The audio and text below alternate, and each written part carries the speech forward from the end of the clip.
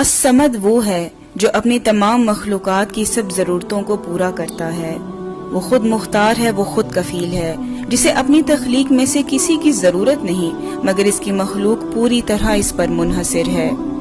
الصمد کا مطلب یہ بھی ہے کہ وہ ذات بے مثال ہے، اپنے علم میں، اپنی طاقت میں، اپنی حکمت میں، اپنی عزت اور وقار میں، اپنی حاکمیت میں اور اپنے سارے القابات میں۔ وہ ذات ان تمام صفات سے پاک ہے جو اس کے شایان شان نہیں۔ وہ ہمیشہ رہنے والا ہے، وہ بے نیاز ہے۔